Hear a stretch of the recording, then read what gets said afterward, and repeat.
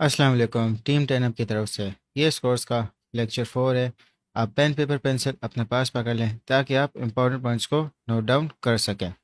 दोस्तों, ये lecture trend trading के बारे में, जिसमें हम सपोर्ट, रेजिस्टेंस, ट्रेंड लाइंस के बारे में बहुत डिटेल में पढ़ेंगे कि ये क्या होते हैं और इनको कैसे यूज़ करना है ट्रेडिंग के लिए। आखिर में दोस्तों, हम फिबोनाची रिट्रेसमेंट टूल के बारे में पता करेंगे कि ये क्या होता है और इसको कैसे यूज़ करना है। तो दोस्तों, बात करते हैं सपोर्ट और रेजिस्टेंस पे। ये दोनों एक बहुत इम्पोर्टेंट कॉन्सेप्ट है। इन दोनों को आपने लाजमी देखना है। अगर आप किसी भी चीज़ में आप ट्रेड करोगे तो आप इस पॉइंट को नोट डाउन कर लो। जब भी आप अपनी ट्रेड करोगे तो आप लाजमी सपोर्ट और रेजिस्टेंस को देखना। तो दोस्तों, सपोर्ट और रेजिस्टेंस को मैं आपको चार्ट पे भी एक्सप्लेन करूँगा, मगर मैं चाह रहा हूँ कि आपको एक कॉन्सेप्ट एक एग्जाम्पल के थ्रू समझ आ जाए। जो प्राइस होता है वो बिल्कुल एक बास्केटबॉल की तरह होता है। वो हमेशा बाउंस कर रहा होता है एक डायरेक्शन में। तो जो उसकी डायरेक्शन है उसको आपने समझना है। उस हिसाब से आप अपना ट्रेड पॉइंट जान सकते हो कि आपने कहाँ पे बाई करना है और कहाँ आपने सेल करना है। सपोज करो कि जो प्राइस है वो इस तरह बाउंस हो रहा है और फिर इस लाइन पे आके टच करके रिबाउंड होता है। फिर उसके बाद दोबारा इस लाइन पे आता है और फिर उसके बाद दोबारा रिबाउंड हो जाता है। तो ये आपका एक सपोर्ट लेवल बन गया कि जो आपकी प्राइस है वो इस लेवल पे आके जब भी टच करेगी तो वापस रिबाउंड होगी, क्योंकि यहाँ पे बायर्स मौजूद हैं। मगर इसी तरह जो आपकी प्राइस है, जब भी वो ऊपर एक लेवल पे जाएगी फिर से वो वापस नीचे आ जाएगी। मगर फिर उसके बाद दोबारा वो कोशिश करेगी कि उस लेवल पे आने की, मगर वो उसको ब्रेक नहीं कर पाएगी, फिर वो दोबारा नीचे आ जाएगी। तो ये इसका एक रेजिस्टेंस है। ये एक ऐसा एक लेवल है कि जिसकी वजह से जो प्राइस है वो बार बार इस लेवल पे पहुंच के नीचे गिर जाता है, क्योंकि यहाँ पे सेलर्स मौजूद होते हैं। तो आपने इन दोनों लेवल्स को जानते हुए आपने ट्रेड करनी है। मैं आपको बताऊंगा कि इनको कैसे आइडेंटिफाई करेंगे। ये सिर्फ एक एग्जांपल है ताकि आप थोड़ा सा इनके बारे में समझ जाओ कि ये लेवल्स होते क्या हैं। मगर दोस्तों, मार्केट है, मार्केट में ये जो लेवल्स हैं सपोर्ट और रेजिस्टेंस, ये हमेशा बनते रहते हैं। अब अगर आप देखें कि सपोज़ के जो प्राइस है वो यहाँ सपोर्ट से बाउंस हुई और रेजिस्टेंस पे आई, फिर दोबारा सपोर्ट पे बाउंस हुई, फिर रेजिस्टेंस पे आई, मगर यहाँ पे एक रिवर्सल पॉइंट बन गया कि यहाँ पे ज़्यादा बायर्स आ गए, जिसकी वजह से प्राइस ऊपर शूट कर गई। तो जो ये रेजिस्टेंस लेवल था ये आपका सपोर्ट बन जाएगा एक तरह से। मगर जिस तरह जो आपका रेजिस्टेंस लेवल सपोर्ट बनता है, उसी तरह सपोर्ट लेवल भी आपका एक रेजिस्टेंस बन जाता है। तो सपोज़ के प्राइस आपके रेजिस्टेंस पे आई और सपोर्ट पे आई, मगर यहाँ से ब्रेकआउट हो जाता है और यहाँ पे ज़्यादा सेलर्स आते हैं, जिसकी वजह से प्राइस नीचे चली जाती है। तो एक तरह से ये आपका रेजिस्टेंस लेवल वापस से बन जाएगा। तो इसको ब्रेक करने के लिए काफ़ी ज़्यादा बायर्स होने चाहिए ताकि प्राइस वापस से ऊपर है और ये इसकी एक सपोर्ट लेवल बन जाए। अब दोस्तों आते हैं चार्ट्स पे और देखते हैं कि रियल मार्केट में सपोर्ट और रेजिस्टेंस लेवल्स कैसे बनते हैं। तो दोस्तों, मैं आपके सामने एक रैंडम सा प्राइस एक्शन बना रहा हूँ, जिसमें हम आइडेंटिफाई करेंगे कि सपोर्ट और रेजिस्टेंस कौन से लेवल्स हैं।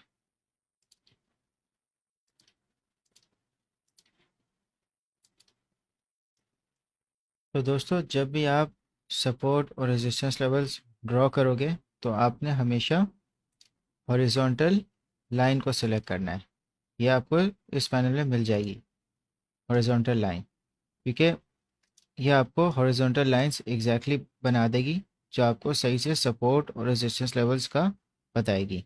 अब जो मैंने प्राइस एक्शन बनाया है, बिल्कुल एक रैंडम सा मैंने प्राइस एक्शन बनाया है, तो इसमें सपोर्ट कैसे आइडेंटिफाई करनी है। अगर आप प्राइस एक्शन को नोट करें कि प्राइस पहले यहाँ से ऊपर गई, फिर रिबाउंड हुई, फिर ऊपर गई, फिर रिबाउंड हुई, तो ये इसका एक सपोर्ट लेवल बन गया। जब दूसरी बार ये इधर रिबाउंड हुई है, फिर तीसरी बार ये ऊपर गई, फिर चौथी बार भी ऑलमोस्ट यहाँ पे आके रिबाउंड कर गई, तो ये इसका सपोर्ट लेवल है। अब इसका रेजिस्टेंस लेवल आपने प्राइस एक्शन के हिसाब से बनाना है। तो जो रेजिस्टेंस लेवल है वो इसका यहाँ पे है। अगर आप नोट करो कि प्राइस यहाँ से ऊपर गई और फिर डिक्लाइन हो गई, फिर वापस ऊपर गई और यहाँ पे इसने थोड़ा सा ब्रेकआउट किया मगर ये कामयाब नहीं हुई, फिर डिक्लाइन होगी, फिर दोबारा इसने ब्रेकआउट करने की कोशिश की, फिर ये इसको मैसिव रिजेक्शन मिली और ये वापस से सपोर्ट पे आ गई। तो ये इसका एक रेजिस्टेंस लेवल है। अब ये एग्जैक्ट पॉइंट्स नहीं होते मगर ये ऑलमोस्ट एक एस्टिमेशन होती है। तभी जब आप सपोर्ट और रेजिस्टेंस लेवल्स बना रहे हैं तो आप प्राइस एक्शन को समझते हुए बनाएं, तो इससे जो आपकी ट्रेड होगी वो ज़्यादा अच्छी होगी। यहाँ पे आप बाय ऑर्डर लगा सकते हैं और यहाँ पे आप अपना सेल ऑर्डर लगा सकते हैं कि चाहे यहाँ पे ब्रेकआउट हो या ना हो, आपका जो प्रॉफिट है वो सिक्योर हो जाए। सपोर्ट रेजिस्टेंस में बस आपने एक चीज़ याद रखनी है कि जब भी दो पॉइंट्स या उससे ज़्यादा मैच हो जाए तो वो आपका सपोर्ट या रेजिस्टेंस बन जाएगा। आपने इस पैटर्न को चार्ट्स में मॉनिटर करना है। तो दोस्तों, अगर डे चार्ट में बिटकॉइन का सपोर्ट लेवल देखा जाए तो आप देख सकते हो कि जो बिटकॉइन का प्राइस एक्शन है कि वो इस पॉइंट से यहाँ पे आया, फिर रिजेक्ट हुआ, फिर यहाँ से बाउंस बैक हुआ और फिर दोबारा रिजेक्ट हुआ और फिर यहाँ पे बाउंस बैक हुआ। तो अगर मुझे कंफर्मेशन इसके दो पॉइंट्स की हो गई है, एक यहाँ पे और एक यहाँ पे, तो ये इसका एक सपोर्ट लेवल है। और अगर इसका रेजिस्टेंस लेवल देखा जाए तो वो यहाँ बनता है, क्योंकि अगर आप देखो कि प्राइस यहाँ गई, फिर रिजेक्ट हुई, फिर दोबारा प्राइस ने ब्रेकआउट करने की कोशिश की और सपोर्ट बनाने की कोशिश की मगर यहाँ पे नाकाम हो गई दूसरी बार भी, तो ये इसका एक रेजिस्टेंस लेवल बन गया। और तीसरी बार भी यही हुआ, फिर चौथी बार भी यही हुआ, फिर उसके बाद पांचवी और छठी बार, दोनों इसमें सपोर्ट एक लेवल बनना इसके लिए मुश्किल था, तो ये एक इसका रेजिस्टेंस लेवल है। और अगर हम और डिटेल में देखें तो जहाँ इसका ये सपोर्ट लेवल टूटा तो आप देख सकते हो कि कितनी इसको एक हैवी रिजेक्शन मिली है, कि यहाँ पे कितनी ज़्यादा एक सेलिंग हुई है।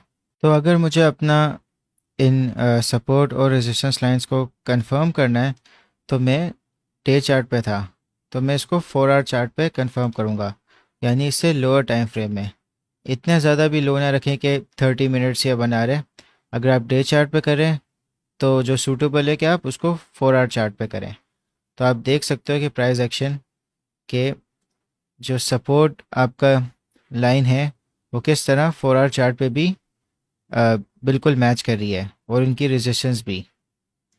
और जहाँ मैंने आपको दिखाया था कि जहाँ पे रिजेक्शन हुई है उसको आप देख सकते हो 4 आवर चार्ट पे भी। तो ये आपकी कंफर्मेशन है कि अगर आपने डे चार्ट पे सपोर्ट और रेजिस्टेंस लाइन सही बनाई है तो आपको 4 आवर चार्ट पे भी सही नज़र आएंगी। तो जब भी आप सपोर्ट और रेजिस्टेंस लाइन बनाएंगे तो इनका आप कलर डिफरेंट रखना। आप रेजिस्टेंस लाइन का आप रेड रख सकते हो और सपोर्ट का आप ग्रीन रख सकते हो, जैसा कि आपको ईजी हो इन दोनों को डिफ्रेंशिएट करने के लिए। तो दोस्तों, अब बात करते हैं ट्रेंड लाइंस की। ट्रेंड लाइंस दो टाइप की होती हैं, बुलिश ट्रेंड लाइन और बेरिश ट्रेंड लाइन। अब ट्रेंड लाइन बनाने का जो तरीका है, सबसे पहले हम बुलिश ट्रेंड लाइन बनाते हैं। बुलिश ट्रेंड लाइन आपकी कैंडलस्टिक्स की लोअर विक के हिसाब से बनती है। तो आप जो प्राइस एक्शन है उसको आप बिल्कुल इस तरह आप बनाएं कि जो नेक्स्ट कैंडल्स हैं उनका जो लोअर विक है वो उस पर टच करिए और वहाँ पे उनको एक सपोर्ट मिल रही हो।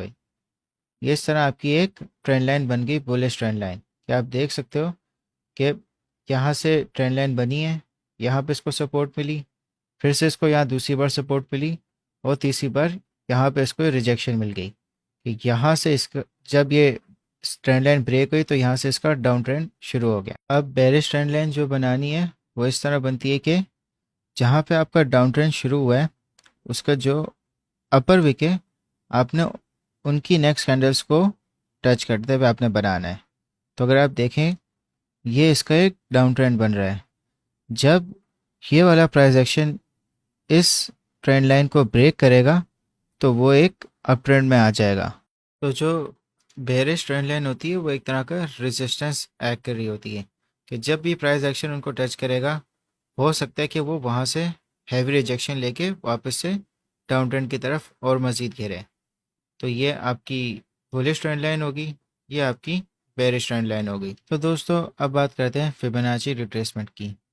ये थर्ड ऑप्शन में आप जाएंगे मेन्यू में तो आपको ये फर्स्ट जो टूल है वो आपको मिल जाएगा।